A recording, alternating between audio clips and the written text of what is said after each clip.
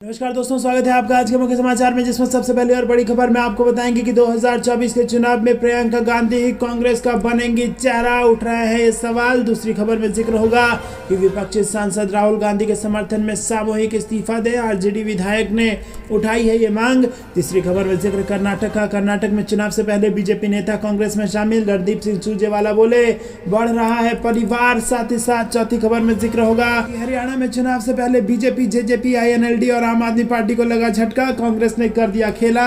और पांचवी बड़ी खबर में जिक्र मौसम विभाग का, जहां पर आपको बताएंगे कि देश के 15 से ज्यादा राज्यों में होगी आफत, आंधी तूफान के साथ ओले भी गिरेंगे। दोस्तों, हर एक खबर की गहराई में आपको ले जाएंगे, लेकिन उससे पहले अगर आपको भी ऐसा लगता है कि 2024 में बदल जाएगी सरकार और प्रियंका गांधी को बनना चाहिए कांग्रेस का चेहरा, तो वीडियो को लाइक करके कमेंट में लिखे जाएं। रुक करते हैं सबसे पहले और बड़ी खबर की तरफ, जिसमें आपको बता दें कि क्या 2024 के चुनाव में प्रियंका गांधी होंगी कांग्रेस का चेहरा। इस वक्त ही बड़ी खबर आ रही है। अपने भाई की सांसदी छीने जाने के बाद जबरदस्त गुस्से में है प्रियंका गांधी, और उन्होंने सीधा सीधा कई मौके पर प्रधानमंत्री को कायर तक कह दिया है और कहा है कि देश का प्रधानमंत्री कायर है, वो डरता है। और इसी के साथ ये भी कहा है कि संसद में कई सारी बातें ऐसी कही गई है जो कि मेरे भाई को नहीं कही जानी चाहिए थी, पर किसी पर कोई कार्रवाई नहीं हुई। खुद प्रधानमंत्री ने नेहरू टाइटल पर टिप्पणी की थी, लेकिन किसी ने उनको 2 साल की सजा नहीं दी और किसी ने उनकी सांसदी नहीं छीनी। तो दोस्तों, यहाँ पर आपको बता दें कि राहुल गांधी की सांसदी छीनने के बाद सबसे ज्यादा गुस्से में नजर आई बहन प्रियंका गांधी। और अब ये सवाल उठने लगे हैं कि क्या 2024 के जो लोकसभा चुनाव होंगे उसमें क्या प्रियंका गांधी होंगी कांग्रेस पार्टी का चेहरा और प्रियंका गांधी होंगी प्रधानमंत्री उम्मीदवार। आपको क्या कुछ लगता है कमेंट में जरूर बताइए। रुक करते हैं अगली ब्रेकिंग न्यूज की तरफ। विपक्षी सांसद राहुल गांधी के समर्थन में सामूहिक इस्तीफा दे, आरजेडी विधायक ने उठाई है ये मांग। जी हाँ दोस्तों, आपको बता दें कि राष्ट्रीय जनता दल के एमएलए भाई वीरेंद्र ने कांग्रेस नेता राहुल गांधी के समर्थन में गैर भाजपा दलों के सांसदों से इस्तीफा देने की अपील की है और कहा है कि मैंने विपक्ष के सभी सांसदों से इस्तीफा देने और सड़क पर उतर के इसके खिलाफ लड़ाई लड़ने की अपील की है और कहा कि सांसदों को लोकतंत्र को बचाने के लिए ये कदम उठाने की बहुत ज़्यादा ज़रूरत है। रुक करते हैं अगली ब्रेकिंग न्यूज़ की तरफ। कर्नाटक में चुनाव से पहले बीजेपी नेता कांग्रेस में शामिल, रणदीप सिंह सुरजेवाला का बड़ा बयान, बोले बढ़ रहा है परिवार। जी हाँ दोस्तों, आपको बता दें कि कर्नाटक में विधानसभा चुनाव मई के महीने में होने की आशंका जताई जा रही है और इससे पहले राज्य में ये बड़ी खबर आ रही है, बड़ा दल बदल का खेल शुरू हो गया है और इसी क्रम में बीजेपी नेता कांग्रेस में शामिल हुए हैं। और इसके अलावा जनता दल के एक नेता ने कांग्रेस का हाथ पकड़ लिया है और इसकी जानकारी पार्टी के नेता रणदीप सिंह सुरजेवाला ने एक ट्वीट करके दी है। दोस्तों, रुक करते हैं अगली ब्रेकिंग न्यूज की तरफ। हरियाणा में चुनाव से पहले बीजेपी, जेजेपी, आईएनएलडी और आम आदमी पार्टी को लगा झटका, कांग्रेस ने कर दिया बड़ा खेला। जी हाँ दोस्तों, हरियाणा में विधानसभा चुनाव होने में भले ही अभी लंबा वक्त है, लेकिन प्रदेश में राजनीतिक गतिविधियां तेज हो गई हैं। चुनाव को लेकर बीजेपी, कांग्रेस, इनेलो, जेजेपी और आम आदमी पार्टी सभी तैयारियों में जुटी हुई हैं और इन पार्टियों में चुनावी रणनीतियों को लेकर बैठकों का दौर जारी है। और इसी बीच हरियाणा से एक बड़ी खबर सामने आई है। बीजेपी, इनेलो, जेजेपी, आम आदमी पार्टी छोड़कर 3 पूर्व विधायकों समेत 56 नेताओं ने कांग्रेस का दामन थामा, जिससे कांग्रेस का कुनबा लगातार बढ़ता जा रहा है।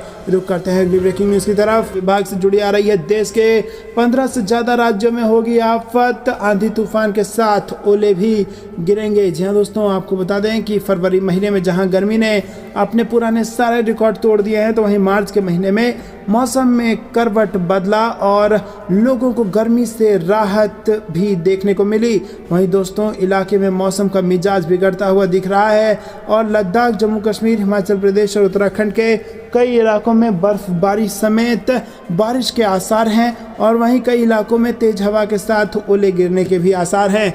रुक करते हैं अगली ब्रेकिंग न्यूज की तरफ। हरियाणा राहुल गांधी के समर्थन में सांसदों का मार्च, खड़गे बोले लोकतंत्र और संविधान बचाओ हमारा संदेश। यहाँ दोस्तों, आपको बता दें कि राहुल गांधी की सदस्यता जाने के बाद से दुनिया भर में यहाँ पर नेताओं की प्रतिक्रिया आ रही है और बात अगर भारत की जाए तो भारत के लोगों में जबरदस्त गुस्सा है।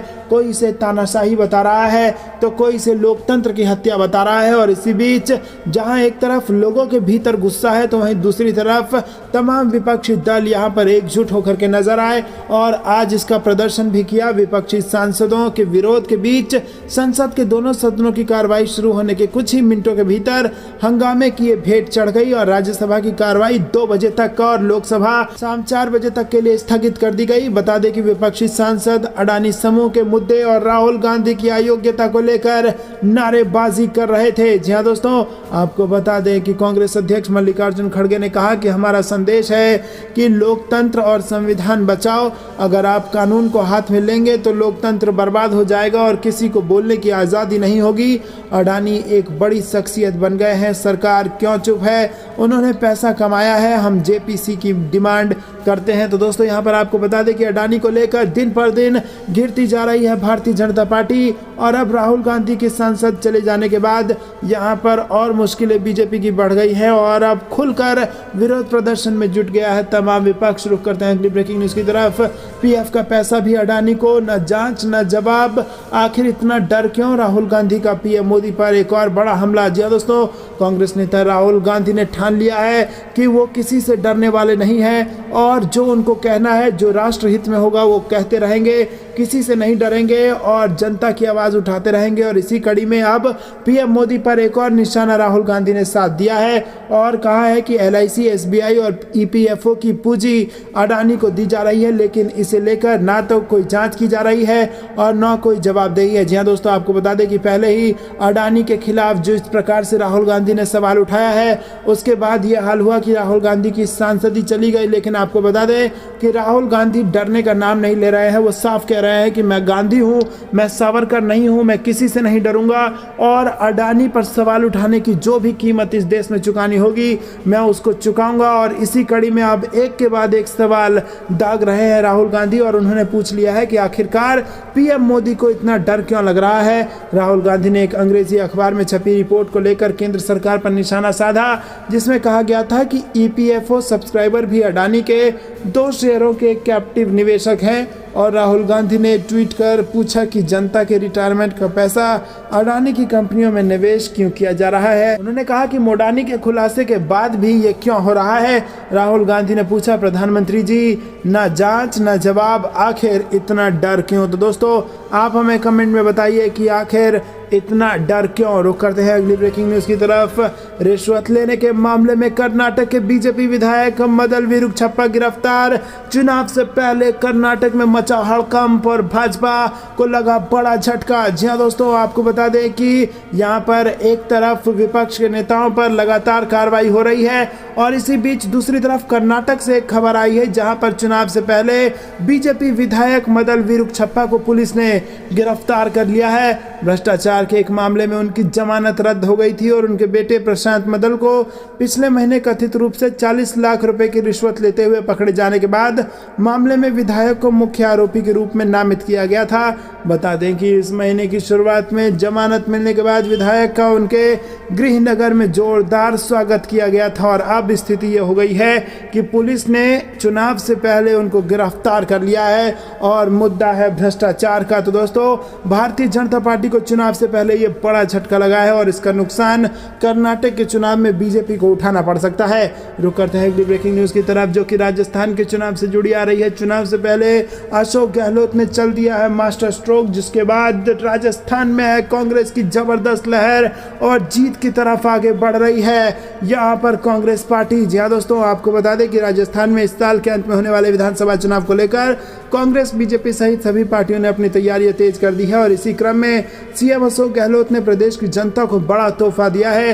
दरअसल बीजेपी के तमाम विरोध के बीच राजस्थान विधानसभा में राइट टू हेल्थ बिल बीते मंगलवार को पास हो गया और ये बिल अशोक गहलोत सरकार का महत्वाकांक्षी बिल है और इसके तहत राज्य के किसी भी मरीज के पास पैसे नहीं होने पर इसके इलाज के लिए इनकार नहीं किया जा सकता। इस ऐलान के साथ ही Rajasthan right to health bill पारित करने वाला भारत का पहला राज्य बन गया है। जी हाँ दोस्तों, आपको बता दें कि जब पंचायती राज सिस्टम आया था तो राजस्थान ही वो पहला राज्य था पूरे देश में जिसने पंचायत को अपनाया था, और अब राइट टू हेल्थ बिल पारित करने वाला राजस्थान देश का पहला राज्य बन गया है। और इस राज्य के किसी भी निवासी को सरकारी या प्राइवेट अस्पताल तक में इलाज करने से अब मना नहीं किया जा सकेगा। दोस्तों, बेहद बड़ी खुशखबरी राजस्थान की जनता को। इससे यह साबित होता है कि कांग्रेस पार्टी एक ऐसी पार्टी है जो गरीबों के लिए सोचती है, जनता के लिए सोचती है, ना कि अपने दो मित्रों के लिए सोचती है। तो दोस्तों, क्या आप भी कांग्रेस पार्टी के इस फैसले से खुश हैं? कमेंट में जरूर बताइए। वीडियो लाइक कीजिए, ज्यादा से ज्यादा शेयर कीजिए।